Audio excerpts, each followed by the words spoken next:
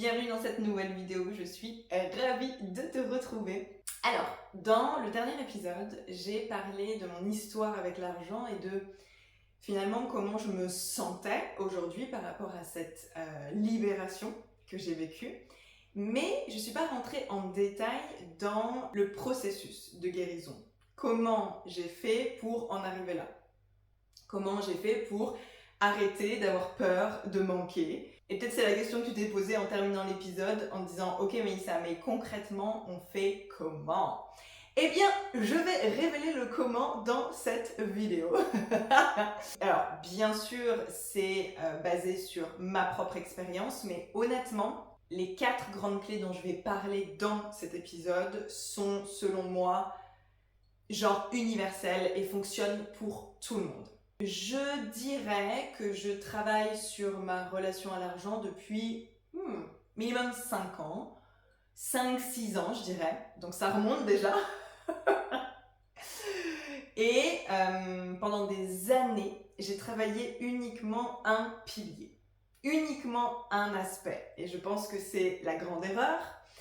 C'était l'aspect du mindset. Donc, en plus, c'était très à la mode à ce moment-là. Il y avait cet exercice que j'ai fait 1 milliard de fois et que je peux plus me voir en peinture, qui était d'écrire ses croyances limitantes à propos de l'argent et de les remplacer par des croyances plus positives.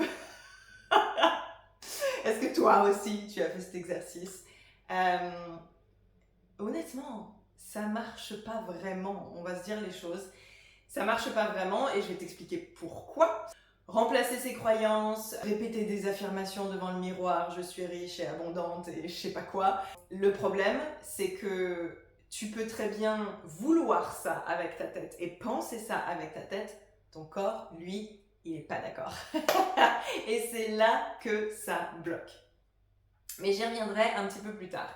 Donc moi j'ai commencé avec ça, le mindset work, vraiment le fait de reprogrammer ses croyances. Alors attention, je ne suis pas du tout en train de dire que ça sert à rien. Au contraire, c'est une des clés. Pour guérir ta relation à l'argent, tu as évidemment besoin d'aller voir ses croyances limitantes, d'aller voir ses expériences passées avec l'argent, d'aller voir tous les conditionnements qui viennent de ta famille, de tes ancêtres, de la société, etc. etc.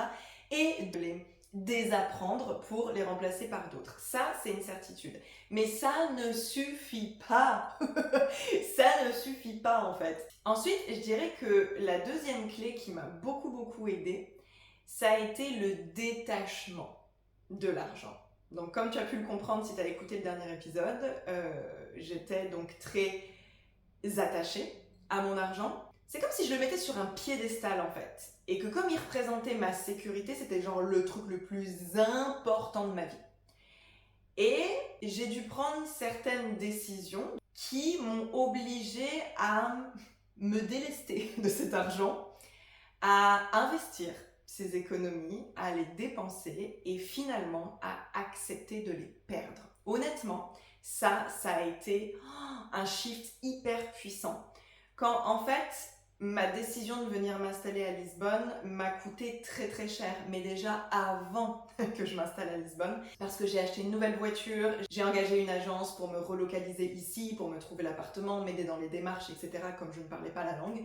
Donc, les économies, elles ont fondu déjà avant que j'arrive à Lisbonne.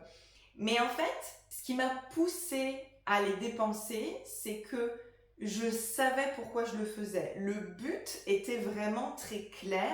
C'était mon intuition qui me poussait littéralement dans cette direction. Donc c'était évident pour moi que cet argent, j'allais l'utiliser pour cet objectif-là. Et c'était OK.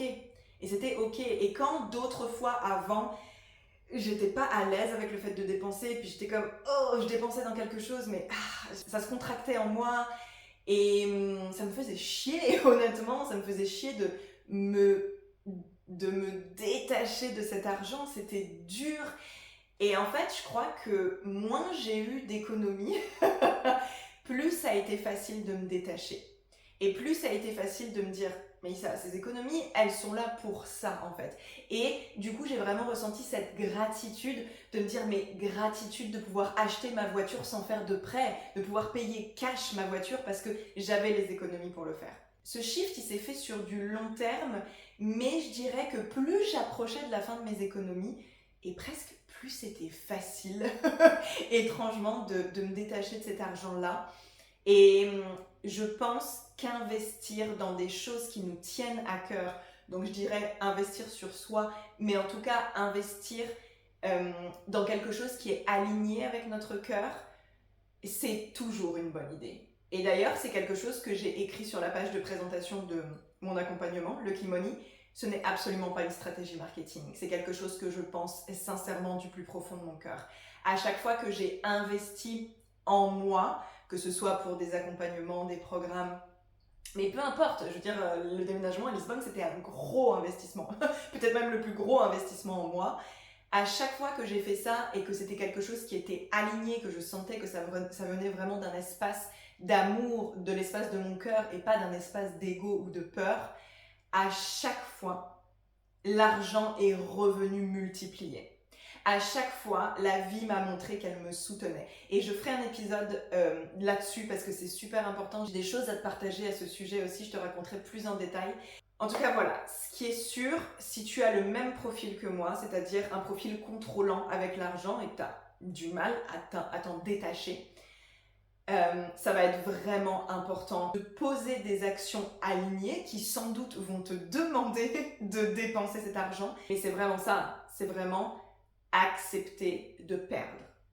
Et c'est pas accepter de perdre pour se retrouver complètement misérable et fauché. C'est accepter de perdre parce qu'on sait que cet argent, il va revenir. Et la majorité du temps, il revient démultiplié. Troisième chose qui a été ultra puissante pour moi, et ça c'est vraiment très très récent, c'est dans les derniers mois, c'est de commencer à considérer l'argent comme une personne. Et notamment, j'ai fait un exercice très très puissant que je te partage.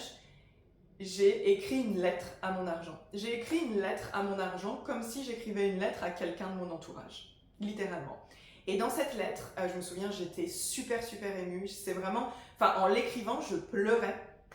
Ça a été vraiment une grosse libération pour moi parce qu'en fait, je lui ai écrit à quel point j'étais désolée, à quel point je m'excusais de l'avoir maintenue en otage, de l'avoir empêchée de circuler librement, d'avoir eu toujours peur et finalement de lui avoir aussi mis plein de trucs sur le dos, de l'avoir chargé émotionnellement et d'avoir projeté tellement de choses négatives sur lui.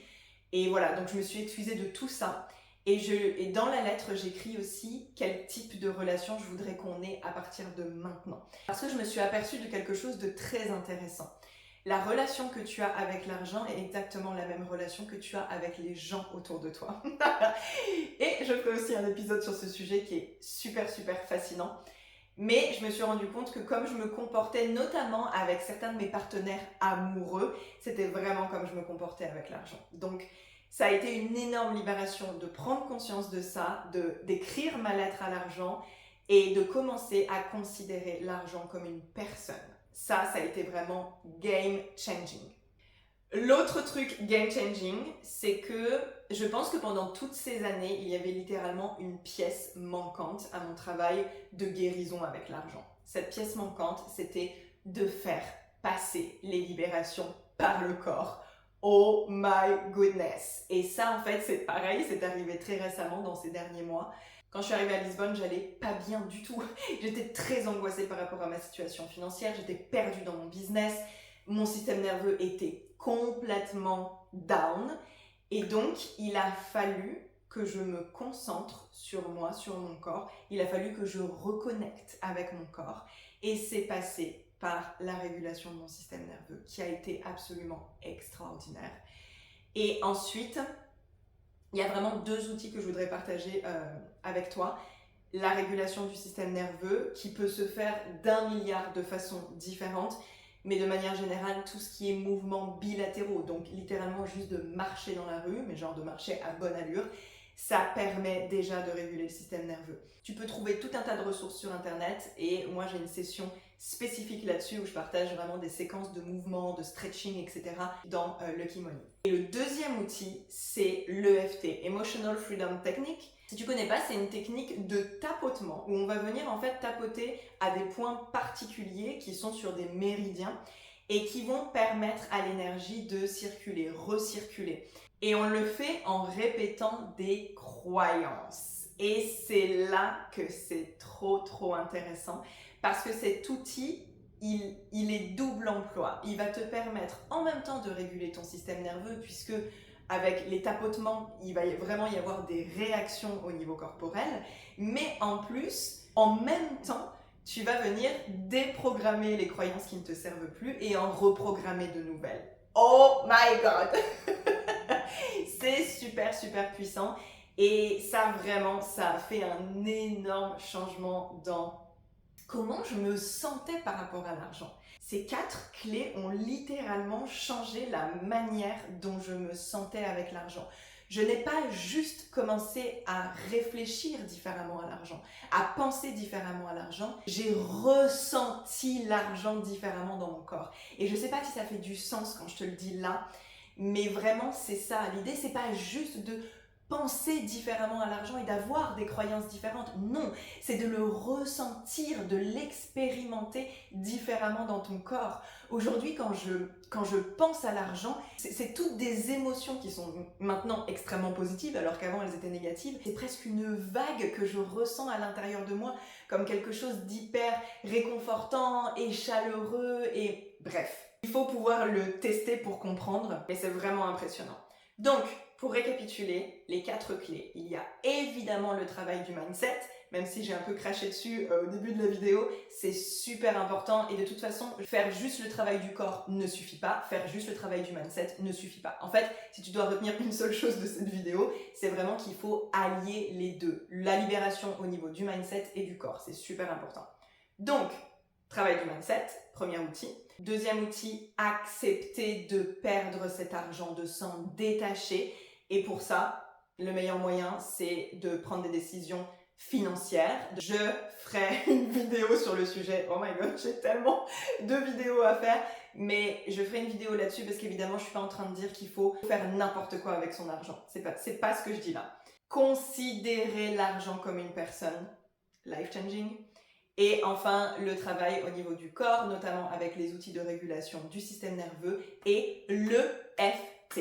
Et d'ailleurs, si comme moi, tu avais déjà testé l'EFT avant et que tu étais comme non, je vois vraiment pas l'intérêt de ce truc-là, s'il te plaît, il va falloir que tu retestes. Parce que dans le passé, j'ai testé avec différentes personnes et honnêtement, c'était pas efficace. En tout cas, ça n'a pas fonctionné sur moi et c'est en testant avec d'autres personnes plus récemment et notamment en mixant avec du journaling que là, vraiment, ça a fait pouah. Donc si jamais tu es un peu fâché avec l'EFT, redonne-lui une chance.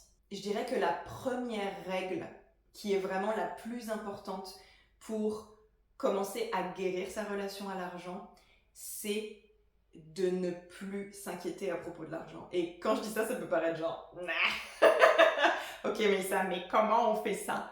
Donc bien sûr, tous les outils que j'ai donnés vont aider à se relaxer avec l'argent, mais c'est littéralement essayer de se répéter tous les jours.